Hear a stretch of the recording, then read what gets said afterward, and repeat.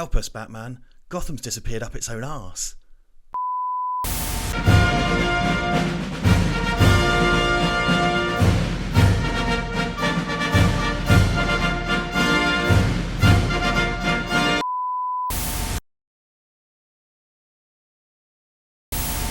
Okay, Gotham's on fire behind me, so just sort of ignore that. You might not like or want to hear this, but here it is. I detested this film. I really, really, really didn't like it. It's self-important, fart-huffing crap of the worst kind.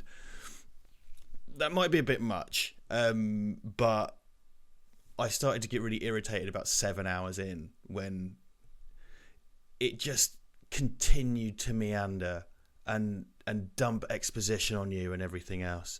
I'm avoiding spoilers for this, so there will be a full and proper review with Duncan once he's seen it. So this is a non-spoiler kind of reaction video. I wasn't insanely excited to see this movie. I wanted to see it, you know, but I kind of feel perhaps my moment of Batman film has passed, and this is time for someone else to enjoy new Batman. I think the casting's good. Like, I'm not insanely crazy about Matt Reeves, but I've enjoyed the Ape sequels that he did. I enjoyed the first one in that trilogy more, which he didn't direct. You know, so everything about it seemed cool. Great cast, you know, had a kind of, seemed to have a style, a visual style that it was going for. The reality of it is that this didn't need to be 2 hours 40 whatsoever, and it treads so much water. Like, it's just to an insane degree. Like, I was watching it, giving it a chance, and about an hour and a half in, there was so much kind of eye-rolling, huffing and looking at my watch, because it feels so small. For a film that cost the deficit of a small country to make, there are various factors in play here. I think they're using Gotham, well, they are using Gotham, Glasgow as Gotham, which is great, and it looks great. But a couple of things work against it in that it seems to largely take place in a handful of locations. There are a handful of identifiable locales. Gotham is kind of dirty and muddy, which is great, but most of the cinematography is really dark a lot of the time.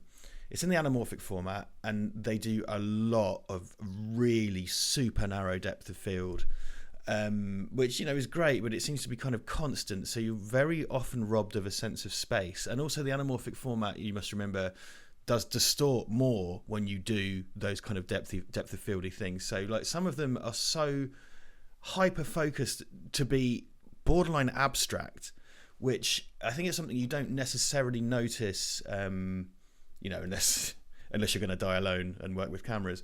But I think it has an overall impact on your experience as a viewer, in that you are constantly kind of given this kind of muddy presentation. Everything feels smeared and indistinct. There's kind of overkill on that. There are some motifs. There are definitely motifs within it. I mean, there was this thing of that I noticed about eyes, eye lines, eye contact, circles, and just views of people's eyes done all the time in a way that's not dissimilar to something, say, like, you know, Silence of the Lambs cinematography did things like that. It seems to be a motif that comes in very strong for the first hour and then just sort of goes away. And then the rest of the film is a lot of people standing around talking. And there is nothing wrong with people standing around talking, but it has to be engaging. And when a lot of it is unraveling a central mystery that frankly isn't that interesting and is also hand-waved away in one line of dialogue, you're kind of left there holding your dick going, well, what was the point in that? Which really played into my sort of general frustrations with this. I mean, there are no stakes, really. I'm not given a lot of reason to care. And one of the reasons for that is, as good as the performances are, the characters are paper thin. You know, I don't really understand most of their motivations. Robert Pattinson, I've always backed his casting in this role. I think he's great as Batman. They've elected to characterize Bruce Wayne as a kind of rock star recluse who's very soft-spoken and very non-verbal. So there's a kind of vacuum where Bruce Wayne should be.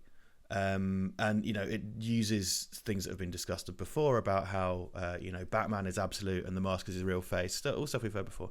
They go in on that, which is fine. However, I don't think that's been handled well enough, because the duality of Batman just doesn't exist. He's just absolute now. And there's this kind of lopsided thing that whenever Bruce Wayne is Bruce Wayne. It's just like the air's been sucked out of the room. And I know there are different ways to interpret it, and you know, we've had so many Batman films that I'm not that bothered about how you choose to interpret these characters. I think for example, if you want to be like all about the mythology, elements of people's backstories have been changed for this movie. You know, certain events have been moved around. That's fine. Just get the essence of the characters, which I'm sure they have. But like, this is the closest you're going to get to a spoiler of this review. In a 2.5-hour movie, I'm completely unconvinced that Bruce Wayne / Batman has changed whatsoever. And basically the button on his entire character development is like, oh, maybe vengeance isn't all that. And it's like, dude, how long have we been here? We've been here for 2.5 hours, and you give me that? Things like, so like Andy Serkis is barely in it as Alfred. Not that the whole thing was kind of lynched on that, but you know, he's an amazing performer, and it's kind of underutilized. You spend a lot of the time with Batman. There's kind of weird internal inconsistencies that really bothered me. So, for example, we're down the inexorable spiral of Batman gets more and more realistic and gritty, to the point that, I don't know, we're going to end up with like Ken Loach's Batman set in fucking Leeds or something. I don't know. But, you know, this is the realistic Batman. However, like, it has the Adam West thing of like Batman's just friends with the cops and they let him into crime scenes, and it's like you could kind of excuse that, but then it's like on the news. They're like on the news going, and the weird vigilante guy was with the commissioner of police just hanging out and being friends, and it's like, it's nobody, like, you know, this is, you're talking about justice and stuff, and Batman exists outside the law, but like, you're just saying to me that people are just going to accept that. It's like, oh well, the mayor's corrupt, but don't worry, we've got a nutter in a Halloween costume running around punching people in the face. Also, they do this thing a lot where he gets people on the floor and repeatedly punches them in the face on the floor to a degree where they would be dead, right? I'm not getting into the Batman kills debate. I'm not interested. But, like, they would be dead or brain damaged. And it's kind of like, it's quite an unsympathetic, unlikable Batman that you've given us here. Maybe that's just me. Again, back on performances, I think they're great. I think Pattinson's great. I think the suit is great. I think the art design is great. I have my issues with the cinematography. I think the cinematography is very claustrophobic, and much like having Batman as absolute, you could argue that the cinematography being claustrophobic is deliberate. But please, dear viewer, do not forget that an artistic choice, the fact that something is an artistic choice, doesn't make it a good or justified one automatically. I refer you to people defending Army of the Dead for, you know, Zack Snyder used that Canon Dream lens that's like a 0.0000001 aperture. So, like, the tips of people's noses weren't in focus all the time. So it was an artistic choice. It's not a good one. And, you know, I couldn't do cinematography as good as this. I'm just saying, I don't think it was the right choice. It just made the whole thing feel a bit sort of greasy and queasy to me. Weird tonal choices, again. It's incredibly fart-huffingly self-serious, to the degree that makes fucking Michael Mann look like Bobby Davro, right? But, and I don't know if this is studio notes or something, there are a couple of, like, about once every 45 minutes, there's a weirdly jarring dad joke chucked in. Like, properly dad joke type jokes that are just like, what the fuck? And again, spoilers, but, in my non-spoiler thing. But there's a bit where the penguin is tied by his hands and feet, and then they drive away from him, and he does a penguin shuffle away. And it's like, that's like something from the TV show Gotham. Colin Farrell, since we're talking Penguin, does disappear into this role. Oh, I just knocked the camera. I'm dreadfully sorry. He disappears into this role. Like, I completely maintain it doesn't matter who you are. If you're a bad actor in like a prosthetic, or even someone who's just not disappearing into it, you could tell that person is in that suit. Sometimes just from their eyes, but like his accent and stuff that he does, his accent work and everything, it's great. He's got, Colin Farrell is gone. But why is he in a comedy fat suit? I've said it before. Like, what? It's such a weird, for this weirdly self-serious thing. It's like, oh, well, there are no balding middle-aged guys in Hollywood. They just don't exist. So we have to get the handsome Irish guy and put him in a suit. Great performance from him. Weirdly pointless. Kind of prosthetics work. Whatever. In terms of, if you're interested in kind of the the ins and outs of how Batman is portrayed. It's very much a kind of, this is the more realistic vigilante type thing. He has a kind of muscle car, which is in the vein of the Neil Adams kind of 1970s muscle car Batmobile that just looks like a car with a turbine on the back, though, which kind of feels like the way they were going to do things in that Frank Miller Aronofsky pitch that never came about, where he was going to be kind of like a, you know, mentally kind of damaged homeless guy that's raised by a mechanic and all that stuff. The Frank Miller is strong here, I know, and Long Halloween, which are both the ones that the Nolan movies were looking at for inspiration, but I think definitely Matt Reeves or somebody is looking at the Frank Miller thing. So the Frank Miller motifs of like constant television screens are all there. There's a narration which comes and goes at the beginning and end of the film. There are character kind of names and lines and concepts from particularly year one that are done quite nicely, in actual fact.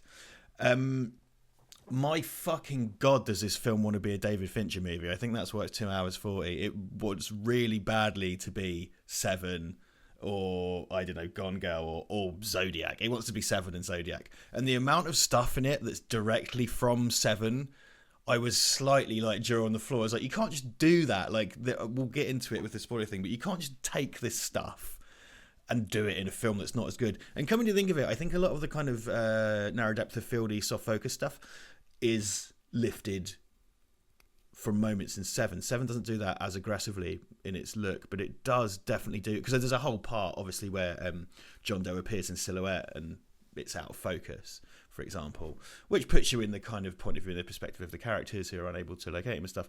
They do the silhouettes with the Riddler and stuff a lot. The Riddler stuff is very grimdark, obviously, it all is, but it really wants to be Zodiac or Seven, and it is not either of those films, not by a long chalk. And I would have loved Zodiac is long, but Zodiac is immersive and thoughtful and well paced and well structured. And Zodiac, you can just sort of disappear into Zodiac. You can kind of just melt into your chair and watch Zodiac. I was just irritated. Once this got long, I was just really annoyed by it. And I didn't want to be the guy who pisses on everyone's chips after the movie. So my three mates that I was with, we walked out, and one of them said to me for a joke, I hated that. Oh, did you hate that? Or I hated that. And I went, yeah, I hated it. And I just went off. And then I realised they all really liked it. And the reaction coming out generally seemed to be that people really liked it.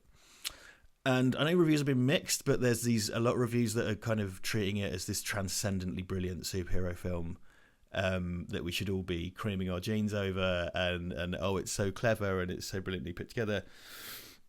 It's not, and it isn't, and I don't know what's inspired this kind of mass hysteria around it. But I honestly just don't get it. I do not get it. I didn't like it, and I thought it was bad. I've got nothing else to tell you. That's your lot.